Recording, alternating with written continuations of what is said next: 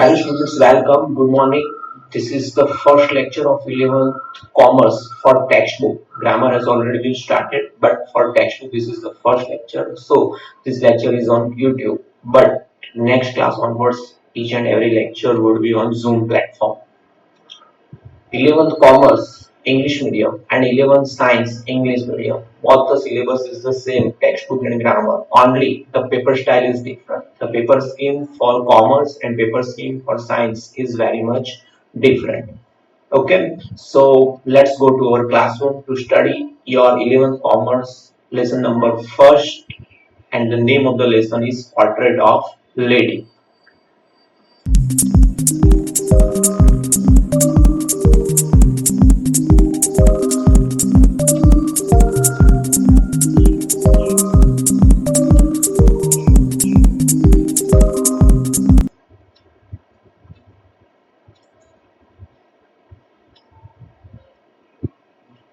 Okay, let us see first what your textbook includes. What is the syllabus? What is the textbook? As it is the first lecture of 11th Commerce and 11th Science. Because textbook is the same, only the difference is that is the paper style. First, let us see which textbook you have to study throughout the year. Okay.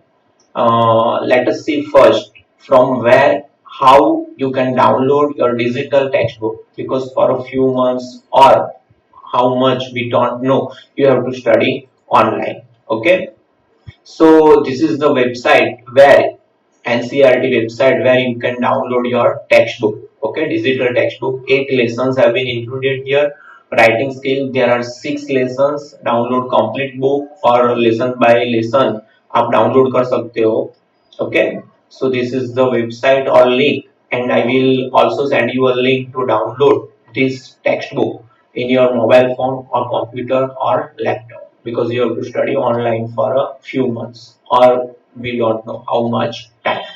So let's go to our lesson, and that is portrait of a lady. As you can see on the screen, the first lesson is the portrait of lady, second is photograph, third is we are not afraid to die if we can be all together, then discovering the tut, the saga continues, the Lebanon talk, then landscape of the soul, the voice of the rain, the ailing planet, the green movement soul, the Browning version, childhood, the adventure, Silk Road, father to the son. So this is your syllabus of the Hornbill. This is the book of the name is Hornbill. Okay, and this first lesson, the portrait of a lady, that we are going to learn today. Okay, let us see the first lesson.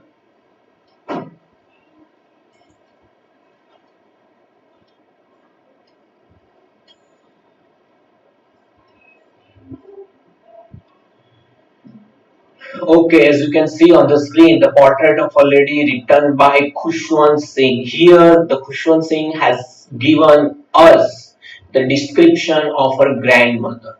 The portrait. What is the meaning of a portrait? As you know, when we make a horizontal or vertical any drawing or description of something, that is called portrait. Okay, कोई photo होता है तो उसे भी portrait बोलते हैं.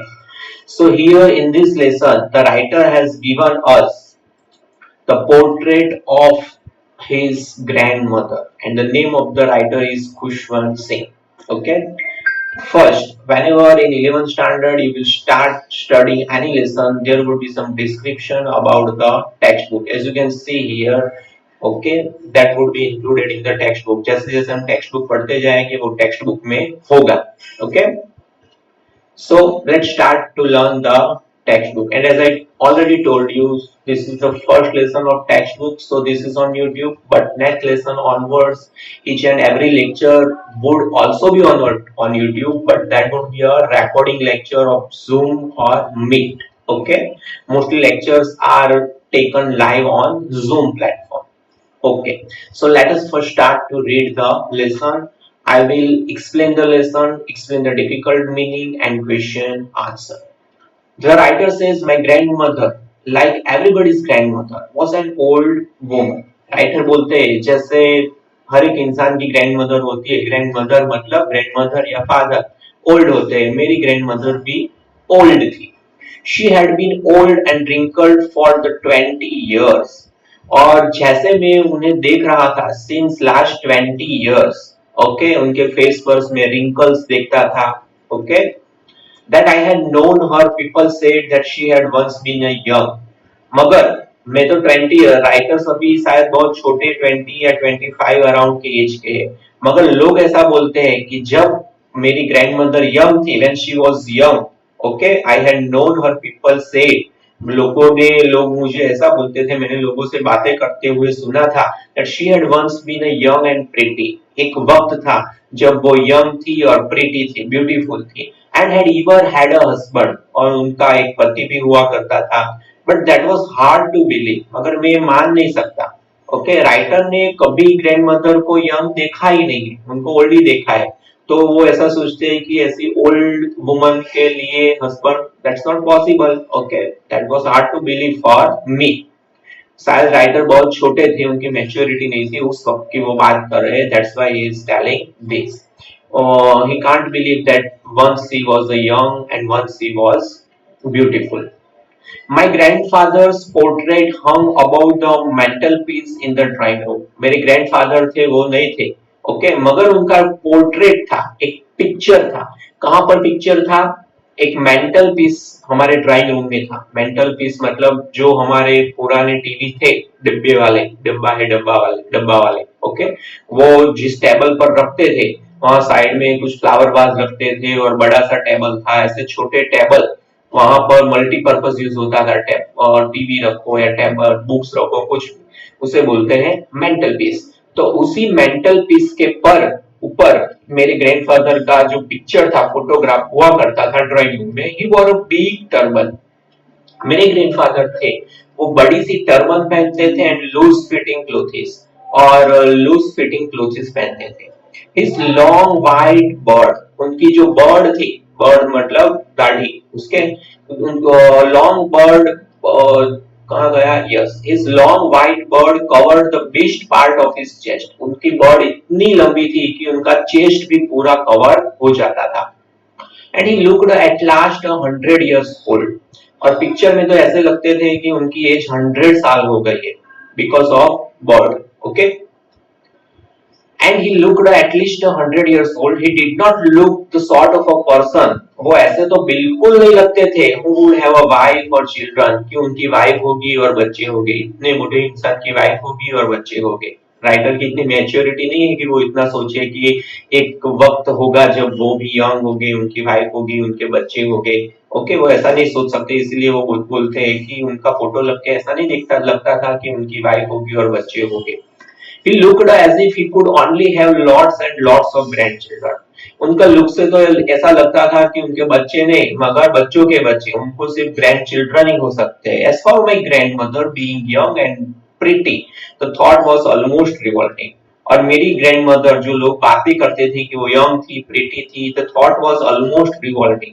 Revolting मतलब not to believe. ये जो सोच थी वो revolting. I was going to about revolt against this thought. That means I was not to believe that my grandmother was young once time, because since last 20 years, for last 20 years उन्होंने grandmother को old ही देखा था. She often told us of the games. मेरी grandmother often मतलब कई बार. That sentence belongs to simple present tense, often, but here it is written in simple past tense. Told of the games she used to play as a child. मेरी जो grandmother थी, okay, portrait of a lady, पूरी grandmother की memories और उनकी बातें writers ने emotional होकर इस लेसन में की है. बहुत ही अच्छा लेसन है और इंटरेस्टिंग लेसन है. वो हमारी ग्रैंडमदर थी, हमें कई बार बताती थी गेम्स. जब वो बच्ची थी तो क्या खेलती थी. She used to play, used मतलब habituated, that seemed quite absurd and undignified on her part. और जिस तरह से हमारी ग्रैंडमदर बातें करती थी, वो बहुत ही एब्सर्ड, यूजलेस लगता था कि ऐसी गेम ऐसी तो ये अनडिग्निफाइड, कुछ इसमें इंटरेस्ट नहीं आएगा, कुछ इसमें प्रॉपर रूल्स नहीं, ऐसी गेम कैसे खेलते थे. okay, on her part, and we treated it like the fables of the prophets she used to tell us. okay, और we treated it like the fables of the prophets used to tell us. वो हमें prophets मतलब जो बड़े बड़े संत महात्मा हो गए वो उसे बोलते हैं prophets। और prophets की जो फेबल्स थी, स्टोरीज थी, वो जो हमें सुनाती थी, उसी तरह हम उनकी गेम को भी मान लेते थे कि अच्छा दादी माँ बता रही है तो ऐसी गेम होगी। ओके ओके, नेक्स्ट पैराग्राफ देखते हैं।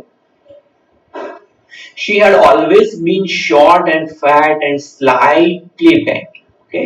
मैंने जब से मुझे याद है, 20 साल से तो याद है उनको। ओके, मेरी दादी माँ थोड़ी हाइट कम थी एंड स्लाइटली बैंड। ओके, जैसे एजेड पर्सन हो जाता है थोड़ा बैंड हो जाता है, इसी तरह से। और face was a crisscross of wrinkles. Crisscross मतलब ऐसे ऐसे हॉरिजॉन्टल लाइन फिर वर्टिकल लाइंस। ओके, उनके फेस पर क्रिस क्रॉस थे रिंकल्स, इतनी सारी रिंकल्स थी, running from everywhere to everywhere. और इतनी बूढ़ी हो गई थी कि हर एक जगह पर रिंकल्स की क्रिस क्रॉस दिख रही थी। क्रिस क्रॉस मतलब हॉरिजॉन्टल एंड वर्टिकल लाइंस, छोटे छोटे क्रॉस बनना। No, we were certain she had always been as we had, next page, known her। और हमें 100% श्योर था कि हम हमारी दादी माँ को जब से जानते थे तब से वो ऐसे ही थी, old, so terribly old that she could not have grown older. और इतनी ओल्ड थी कि अब पॉसिबल नहीं था कि इससे ज्यादा वो ओल्ड हो। ओके, हमने देखा ना एवरीवेयर एंड एवरीवेयर, जहां देखो वहां क्रिस क्रॉस इतनी सारे रिंकल्स थे, और इससे ज्यादा वो बूढ़ी हो सके इतना पॉसिबल नहीं था। and had stayed at the same age for 20 years। और 20 years से हम हमारी ग्रैंडमदर को इस तरह से देख रहे थे। She could never have been pretty। Okay, she could never have been pretty। वो pretty तो कभी नहीं हो सकती। लोग बोलते थे कि बहुत ब्यूटीफुल थी, एक वक्त था, ऐसा तो हो ही नहीं सकता, but she was always beautiful। But writer उनके नेचर की बात कर रहे हैं, जैसा उसका नेचर था। Okay, the person is beautiful not by his looks. Okay, person उसके लुक्स कभी ब्यूटीफुल नहीं है, मगर उनका जो नेचर है, बिहेवियर है, लोगों के साथ जिस तरह से ट्रीट करते हैं, मैनर है, नेचर है, उससे वो ब्यूटीफुल है कि नहीं वो गिना जाता है। ओके, और राइटर हमें वो बात बताते हैं कि एट द वो जरिए से देखे तो she was always beautiful. She hobbled about the house in spotless white, with one hand resting on her waist to balance her stoop, and the other tallying the beads of her rosary। Hobbled मतलब ऐसे वैसे घूमना। वो घर के अंदर घुमा करती थी इन स्पॉटलेस व्हाइट, एक ड्रेस था जो स्पॉटलेस एकदम क्लीन था, white, with one hand resting on her waist. एक हाथ था उनकी वेस्ट पर ऐसे, और जो दूसरा हाथ था उसमें क्या रखती थी वो, with one hand resting on her waist to balance her stoop. Stoop मतलब स्ट्रक्चर ऑफ बॉडी, उनको बैलेंस करने के लिए गिर न जाए। और दूसरा हाथ था उसमें वो रखती थी the beads of her rosary. Beads of rosary मतलब आपके ग्रैंडफादर या मदर जो छोटी सी माला रखते हैं हाथ में और ऐसे ऐसे मंत्र जाप करते हैं वो। ओके, ओम ओम ओम इस तरह से जो बोलते हैं वो हॉली जो होती है माला, उसको बोलते हैं बीट्स ऑफ रोजरी। और सिल्वर लॉक्स, लॉक्स मतलब बाल, उसके बाल जो थे वो सिल्वर कलर के थे, वे स्कैटर्ड ऐसे ऐसे फैले फैले हुए रहते थे। अनटाइडीली ओवर हर पैल, अनटाइडीली मतलब अच्छी तरह वो उसे शायद बांधती नहीं थी। ओके, पैल पकड़ फेस, पैल मतलब जिसका कलर चला गया है, पकड़ मतलब ओल्ड वाला, फेस उस पर उसके बाल ऐसे ऐसे फैले रहते थे। okay, and her lips constantly moved in inaudible prayer। और उसके जो lips थे okay, constantly moved, continuously ऐसे बोलते रहते थे। inaudible prayer, inaudible मतलब हम नहीं सुनते थे कि ओम नमो भगवते ओम नमो भगवते, या जो कुछ वो मंत्र जाप करती थी वो कंटिन्यूअसली बोलती रहती थी। और एक हाथ उसकी कमर पर, वेस्ट पर, और एक हाथ में वो माला जो रहती थी, ओके, बीड्स ऑफ रोजरी। और कंटिन्यूअसली उसके जो लिप्स थे वो कुछ मंत्र जाप करते रहते थे, मगर हम सुन नहीं पाते थे, इनऑडिबल। ओके, धीरे से बोलती थी yes she was beautiful, she was like the winter landscape in the mountains. कितनी ब्यूटीफुल बोलते हैं राइटर, कि माउंट्स के विंटर में अगर माउंटेन्स में जाओ तो कितना ब्यूटीफुल लैंडस्केप दिखता है। हम बहुत सारी सेल्फीज ले लेंगे, बहुत सारे फोटोग्राफ्स ले लेंगे, वीडियोस कर देंगे, कितना ब्यूटीफुल लगता है। इतनी ब्यूटीफुल थी हमारी grandmother. An expanse of pure white serenity, breathing peace and contentment. और उस माउंटेन में जब हम जाते हैं, विंटर होता है, तो वहां जो ब्यूटी होती है वो कैसी होती है, एन एक्सपांस फैली हुई of pure white serenity. Okay, वहां बर्फ हो, एक और वो भी एकदम क्लीन हो, सेरेनिटी मतलब एकदम पीसफुल, ब्रीथिंग पीस। और हम सांस भी ले तो हमें एकदम पीस मिले, कंटेंटमेंट मतलब हमें सेटिस्फेक्शन मिले। इतनी ब्यूटीफुल थी हमारी grandmother. Okay, next paragraph देखते हैं। My grandmother and I were old friends. मेरी ग्रैंड मदर और मैं बहुत ही पुराने फ्रेंड्स थे। मतलब कितनी इंटीमेसी थी उन लोगों के बीच की। राइटर उनकी ग्रैंड मदर को फ्रेंड की तरह वो प्रोनाउंस करते हैं कि हम बहुत ही पुराने फ्रेंड थे और अच्छे गुड फ्रेंड्स थे। My parents left me with her. मेरे पेरेंट्स मेरी ग्रैंड मदर के साथ मुझे छोड़ के चले गए थे। ऊपर नहीं चले गए थे, कहाँ चले गए थे देखते थे। With her when they went to live in the city. जब मेरे पेरेंट्स सिटी में गए, कुछ शायद नया बिजनेस या नई जॉब थी, तो वो वहां पर गए, तो मेरी ग्रैंड मदर के साथ छोड़ के चले गए थे। She used to wake me up in the morning. Okay, ये रह गया, सॉरी, नेक्स्ट वाला sentence. And we were constantly together. So मैं और मेरी ग्रैंड मदर दोनों कॉन्स्टेंटली एक साथ रहते थे। She used to wake me up in the morning. वो सुबह में हमें जगा देती थी। And get me ready for school, और स्कूल के लिए मुझे तैयार करती थी। She said her morning prayer in monotonous मतलब बोरिंग वाली सिंग सॉन्ग। ओके, हमें सुनने में अच्छा नहीं लगे, बोरिंग हो जाए, ऐसी आवाज में वो मॉर्निंग प्रेयर करती थी। While she bathed, और वो फिर took bath and dressed me in the hope that I would listen to get to know it by heart। और वो ऐसा होप रखती थी कि मैं भी ये प्रेयर जो बोलती है वो बाय हार्ट लर्न कर लूं। आई लिसन, मैं भी दादी माँ की प्रेयर सुनता था। क्यों सुनता था, इस लाइन में। I listen because I would, okay, because I loved her voice. क्यों मैं प्रेयर सुनता था, लर्न करने के लिए नहीं, मगर मेरी ग्रैंड मदर का वॉइस, उनकी आवाज मुझे बहुत अच्छी लगती थी। But never bother to learn it, मगर कभी भी मैंने उसे लर्न करने के लिए टुक टेंशन, उसके लिए I never take to care, never to care to learn the poem, to learn the poetry by heart, मैंने कभी केयर नहीं की। Then she would fetch my wooden slate. Okay, अभी स्लेट तो अभी नहीं है, जूनियर केजी में भी नोटबुक्स है, मगर एक वक्त था, ओके, जब स्लेट हुआ करती थी, उस पर चौक या पेंसिल नहीं, चौक स्टिक आती थी, उस पर, उससे उस पर लिखते थे। तो मेरी दादी माँ एक स्लेट लेके आती थी। Then she would fetch my wooden slate when she had already washed and plastered with yellow chalk। और उस स्लेट को उसने अच्छी तरह वॉश की थी, उसे प्लास्टर कर दिया था, उसकी सरफेस अच्छी बना दी थी विथ येलो चॉक। और tiny earthen ink pot, okay, एक छोटा सा मिट्टी का इंक पोट था। एंड अ रेड पेन, एक रेड पेन थी।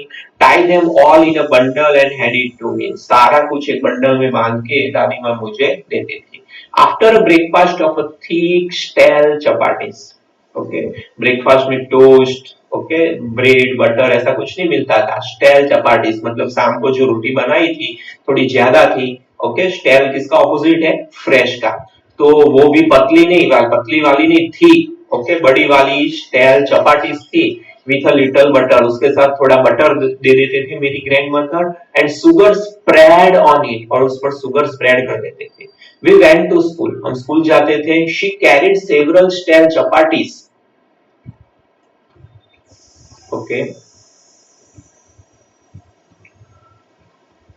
She carried several stale chapatis with her for the village dog. और वही चपाटी गांव में जब स्कूल मुझे छोड़ने के लिए आती थी, ड्रॉप करने के लिए, तो बीच में जो विलेज के कुत्ते आते थे उनको देने के लिए भी वो साथ में ले लेती थी। दैट मीन्स उनकी एडवांस प्रिपरेशन थी कि मेरा ग्रैंड सन है वो तो खाएगा, मगर कुत्ते भी खाएंगे, तो उनके लिए भी शायद वो एक्स्ट्रा बना के रख देती थी। My grandmother always went to school with me. मेरी दादी माँ हमेशा स्कूल में मेरे साथ आती थी। Because she was attached to the temple. क्यों, क्योंकि वो टेम्पल के साथ अटैच थी। The priest taught us the alphabet and morning prayer. Okay. और वो जो टेम्पल के जो प्रिस्ट थे, पुजारी थे, वो हमें अल्फाबेट सिखाते थे, मॉर्निंग प्रेयर सिखाते थे, किस तरह मॉर्निंग में प्रेयर की जाती है। While the children sat in rows on either side of the veranda, सब बच्चे जो वरंडा थे टेम्पल का, उनके साइड में बैठते थे। While the children sat in the rows either side of the veranda singing the alphabet, alphabet sing करते थे और prayer in a chorus, chorus मतलब ग्रुप में। My grandmother sat aside reading the scriptures, और मेरी दादी माँ भी साइड में बैठा करती थी। That means temple was was his school शायद। ओके, वहीं पर वो बेसिक शायद junior KG, senior KG, first की जो बेसिक लर्निंग थी वो वहीं पर पढ़ते थे। और मेरी दादी माँ भी वहां पर बैठा करती थी और जो स्क्रिप्चर्स थी, ओके, स्क्रिप्चर मतलब रिलीजियस बुक्स, वहां पर पढ़ा करती थी। When we had both finished, जब हमारी दोनों की पढ़ाई पढ़ना पूरा हो जाता, we would walk back together, हम चलते हुए वापस जाते। This time the village dogs would meet us at the temple door, इस टाइम गांव के जो कुत्ते थे टेम्पल के डोर पर हमें मिलते। They followed us to our home, और घर तक हमारे पीछे पीछे आते, ग्रॉलिंग, घुर्राते हुए, and fighting with each other, एक दूसरे के साथ फाइटिंग करते हुए, for the chapatis we threw to them, दादी माँ ने जो उनके लिए चपाटी थी जब फेंकते थे वो खाने के लिए, वो फाइटिंग करते रहते। ओके, बहुत ही इंटरेस्टिंग लेसन है। और एंड तो बहुत ही इमोशनल है कि कितना ग्रैंडमदर के साथ उनका अटैचमेंट था, सेंटिमेंटल था। Okay, when my parents were comfortably settled in the city, हम जानते हैं कि राइटर के जो पेरेंट्स थे, राइटर को दादी माँ के पास छोड़ के चले गए सिटी में सेटल होने के लिए। और वो जब वो कंफर्टेबली सेटल हो गए, दे सेंट फॉर अस, उन्होंने हमें वहां बुला लिया, दादी माँ को भी बुला लिया, मुझे भी बुला लिया। That was the turning point in our friendship, और वो हमारी फ्रेंडशिप में एक टर्निंग पॉइंट आया। Although we shared the same room, हम वहां गए तो शायद घर उनका छोटा था, तो मेरी ग्रैंडमदर और मैं एक ही रूम में रहते थे, shared the same room. My grandmother no longer came to school with me, अभी सिटी में थे, बड़ी स्कूल थी, इंग्लिश मीडियम की स्कूल थी, तो मेरी स्कूल भी दूर थी, वहां कोई मंदिर नहीं था, टेंपल नहीं था, तो मेरी ग्रैंडमदर स्कूल मेरे साथ नहीं आती थी।